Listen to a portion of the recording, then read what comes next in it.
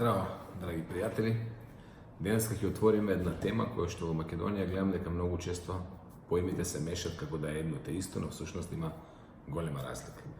Тоа е темата предприемништво и предприемач и менеджмент и менаџер. Многу често луѓето ги мешат тие поими и сметат дека предприемач и менаџер е едно те исто. Разликата е суштинска и овде ќе се обидеме само од два аспекти да ја разликуваме, кои се основните аспекти кои што ако вие правите таа разлика ќе ви помогне многу во животот да бидете успешен предприемач. Предприемачот е оној кој што е носител на идејата и кој што е носител на ризикот и на капиталот. А менаџерот е оној кој што туѓа идеја со туѓ капитал спроведува. Значи менаџерот работи за предприемачот.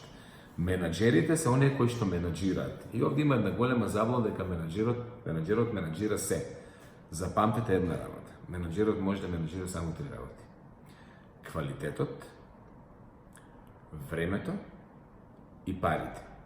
Со тоа што времето не може да го менаџира, што на едно од видеото објаснував, он може да го менаџира приоритетот на што ќе даде приоритет во дадена единица време.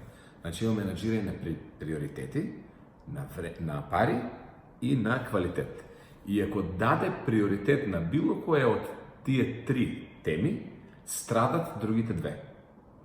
Ништо друго менаџерот не може да менаџира. Например, ако дадеме приоритет на квалитетот, тоа автоматски значи мора тоа да чини повеќе пари и мора да чини повеќе време. Ако дадеме приоритет на цената, да речеме да го направиме по секоја цена што е можно поевтино, исто така на другите две ќе страдат и така натаму. Ништо друго менаџерот не може да менаџира. И сега овде се поставува едно автоматско прашање. А што е со менаџирањето на луѓето? Луѓето не можат да се менаџират. Тука доаѓа до улога лидерот, предприемачот. Луѓето можете или да ги инспирирате, или да ги изфрустрирате. Секогаш кога луѓето ќе бидат менаџирани од менаџерот, поверојатно е дека ќе ги изфрустрирате отколку инспирирате. Луѓето треба да знаат зошто се во таа компанија, зошто таа компанија постои и зошто се тие со такви дадени задачи во таа компанија. Тоа не може да го обезбеди менаџерот, веќе менаџерот не знае зошто. Менаџерот знае како. Предприемачот, кој што го создал предпријатието, знае зошто постои таа бизнес идеја. И ако тој ги инспирира, луѓето ќе го следат. А ако ги фрустрира, луѓето ќе одат кој на каде. Замислете си еден синџир, еден ланец. И ако секоја алка е еден човек, ако вие ланецот го туркате напред, вие не знаете на кај ќе забега ланецот. Но ако вие сте напред и земете една алка и знаете во кој правец се движите, луѓето вас ќе ве следат во правилна линија и во правилна геометриска форма. Инспирираат лидерите и предприемачите. Менаџират менаџерите. Но внимавајте, никош не дозволувајте менаџерот да ги менаџира луѓето. Тоа е невозможно. Зошто? Оти менаџерот не го знае заштото на компанијата. Пак ќе повторам, менаџирате само три работи. Најдете експерт во менаџирање, но вие бидете инспираторот. Немојте никогаш да работите за друг, кога можете да работите за себе. Менаџерите и вработените ќе ви кажат најчесто дека никогаш во светот не постоеле полоши времења за бизнис. Предприемачите, визионерите, лидерите ќе ви кажат дека никогаш не постоеле подобри времења за менаџирање на бизнис. Самото тоа што во исто време, под исти временски услови, во едно исто општество, имате луѓе кои што викат никогаш не сме имале подобри времења за бизнис. Имаме луѓе кои што викат никогаш не сме имале полоши времења за бизнис. Јасно е дека не е до времето. Кај еден морнар, ветрот за сите дува исто. Но ако некој знае да ги подеси едрата и ако знае кај треба да стигне, тој ќе најде начин како тоа да го направи.